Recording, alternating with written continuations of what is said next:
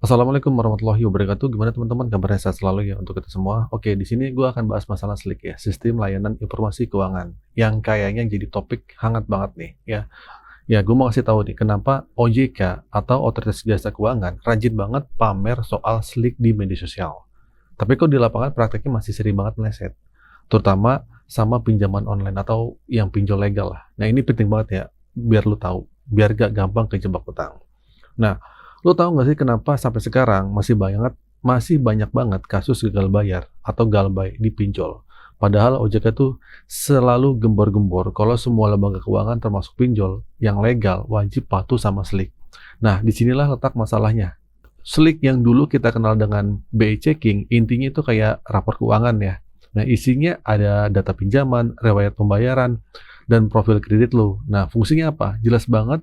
Fungsinya jelas buat lembaga keuangan untuk menilai kelayakan kredit lo. Nah, sebelum ngasih utang atau kredit ke lo sendiri. Nah, harusnya kalau pinjol benar-benar pakai SLIC, mereka cuma bakal kasih pinjaman ke orang yang riwayatnya bagus. Nah, dengan begitu, kemungkinan orang itu galbay atau macet gagal bayar jadi tipis banget. Tapi coba deh lu lihat kenyataan di lapangan. Nah, OJK bilang satu orang cuma boleh maksimal 3 pinjol. Nyatanya apa? Banyak yang punya 6, 10, bahkan 15 pinjol, dan mereka tetap cair. Padahal, riwayat bayar di pinjol lain udah berantakan. Nah, ini artinya apa? Ada pinjol legal yang nggak disiplin dan nggak serius pakai data SLIC buat milih konsumennya. Nah, mereka itu lebih milih fokus kejar untung dengan mengabaikan prinsip kehati-hatian. Nah, jadi yang kalau gue pahami ya, SLIC ini sebagai pedang bermata dua bagi pinjol. Nah, gue paham banget buat si pemberi pinjaman atau si pindar lah gitu kan, atau pinjol ini, SLIC ini sebenarnya jadi sumber kekuatan mereka. Kenapa? Karena SLIC itu benar-benar diterapkan secara ketat. Nah, jadi yang pertama nih, pinjol tuh nggak bisa sembarangan milih nasabah. Nah, mereka harus terima risiko bisnis mereka terhambat karena hanya nasabah dengan SLIC yang bersih yang layak diabaikan, ya. Terus yang kedua, tingkat galbay itu sepertinya akan turun drastis. Nah, ini bagus buat stabilitas ekonomi. Tapi buat pinjol yang selama ini untung besar dari bunga tinggi dan denda telat bayar juga tinggi, ini bisa menghancurkan usaha mereka. Nah, terus yang ketiga, harus bersaing jujur dengan bank. Bank punya bunga yang jauh lebih rendah. Nah, kalau pinjol benar-benar patuh SLIC, nasabah akan lebih memilih ke bank atau lembaga keuangan konvensional lah, ya. Nah, jadi gini, OJK sendiri sudah sering bilang manfaat SLIC itu buat mitigasi risiko supaya penyaluran kredit tepat sasaran, mempercepat proses keputusan, ya.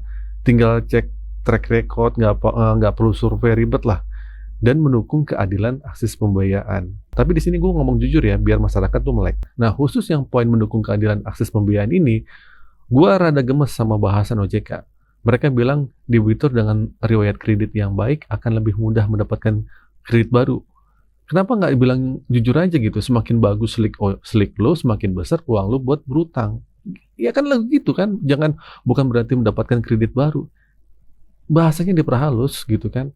Bilang aja gitu, semakin baik SLIC lo, semakin besar peluang lo untuk berutang. Atau semakin bagus nama lo di SLIC, semakin besar nilai utang lo. Mungkin begitu kali maksudnya. Nah, bahasa yang terlalu diperhalus, kayak ada kesempatan akses pembiayaan. Nah, itu bikin masyarakat bingung atau kurang terbuka matanya. Padahal intinya ya utang, kita harus jujur ya, semakin jelek SLIC lo, semakin kecil kemungkinan lo bisa dapat utang. Dan itu lebih to the point dan edukatif.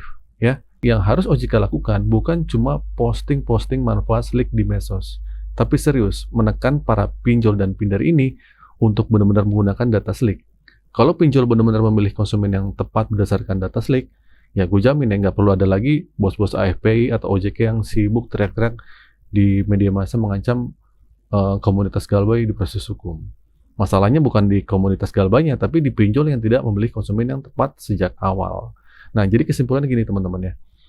SLIC itu alat yang bagus banget buat menjaga kesehatan keuangan lu.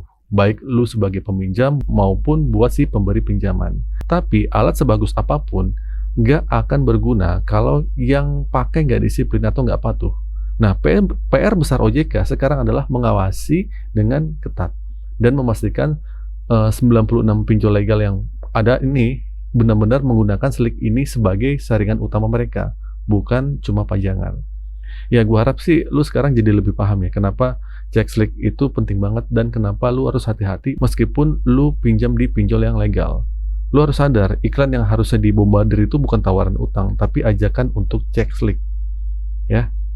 Oke, jadi itu teman-teman video kali ini. Singkat saja, semoga video ini bermanfaat. Akhir kata dari saya, Assalamualaikum warahmatullahi wabarakatuh.